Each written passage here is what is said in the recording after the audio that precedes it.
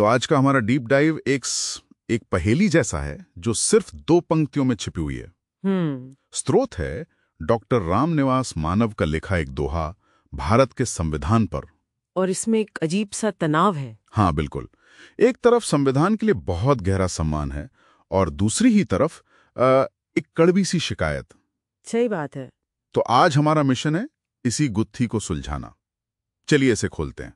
दोहा कुछ इस तरह है, भारत का संविधान था अद्भुत और अनूप, संशोधन कर कर किया इसका रूप विरूप। वाह, है ना?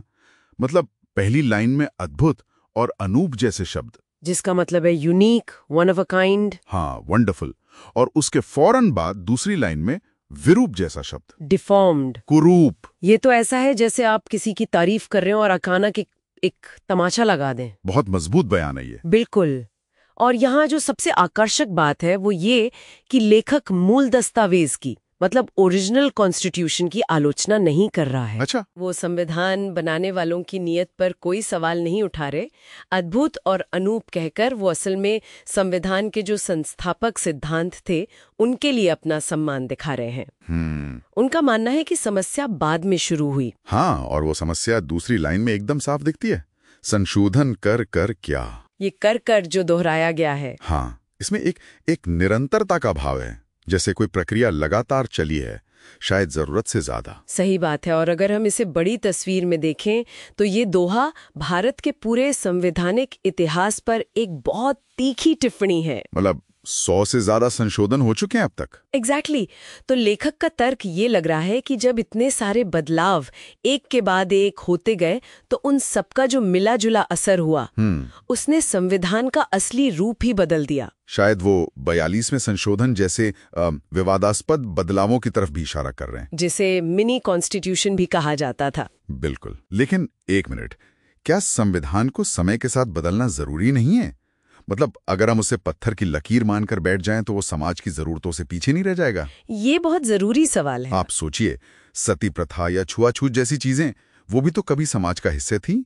अगर संविधान बदलता नहीं तो सामाजिक सुधार कैसे होते? नहीं, आपका पॉइंट बिल्कुल सही है और यही तो हमारे संवैधानिक विमर्श का, मतलब पूरी डिबेट का केंद्र है। अच्छा। एक तरफ ये विचार है कि संविधान एक जीवंत दस्तावेज है, एक लिविंग डॉक्यूमेंट जिसे समाज के साथ साथ बदलना चाहिए, विकसित होना चाहिए। हाँ। लेकिन दूसरी तरफ ये डर भी है कि लगातार राजनीतिक बदलावों की वजह से उसका जो मूल ढांचा है, जो बेसिक स्ट्रक्चर है, कहीं वही नष्ट ना हो जाए। तो ये दोहा उसी दूसरे वाले डर को आवाज दे रहा है। हाँ बिल्कुल, ये सुधार और बिगाड़ के बीच की एक बहुत महीन सी रेखा की बात करता है, एक पतली सी लाइन। इसे एक उदाहरण से समझते हैं।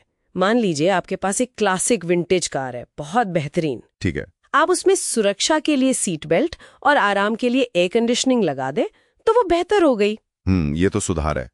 लेकिन अगर आप उसे मॉडिफाई करते करते एक स्पोर्ट्स कार बनाने की कोशिश करें, उसकी बॉडी बदल दें, इंजन बदल दें, तो उसकी असली पहचान ही खत्म हो जाएगी। बिल्कुल। लेखक का इशारा शायद इसी तरफ है कि क्या कुछ संशोधन इतने ज्यादा हो गए हैं कि संविधान की जो मूल आत्मा थी वो ही कहीं बदल गई है। तो आखिर में ये 2 पंक्तियां हमें कहाँ लाकर खड़ा करती हैं? क्या ये सिर्फ एक कवि की निराशा है या इसमें हमारे लोकतंत्र के लिए कोई गहरी चेतावनी छुपी है? मेरे ख्याल से ये एक चेतावनी है, एक बहुत गहरी चेतावनी। ये 2 पंक्तियां हमें एक बहुत ही बुनियादी सवाल पर सोचने के लिए मजबूर कर देती हैं। स्रोत साफ साफ कह रहा है कि संशोधनों ने संविधान को विरूप कर दिया है। तो हमारे लिए सोचने वाली बात क्या है? सोचने वाली बात यह है कि एक जीवंत दस्तावेज, मतलब एक लिविंग डॉक्यूमेंट, बदलते समय के साथ चलने की जरूरत, हाँ, और अपने मूल चरित्र को बचाए रखने की जिम्मेदारी, इन दोनों के बीच संतुलन कैसे बनाता है। और वो कौन सा पॉइंट है? हाँ, वो कौन सा पॉइंट है जब विकास विरूपण बन जाता है। When does evolution become distortion?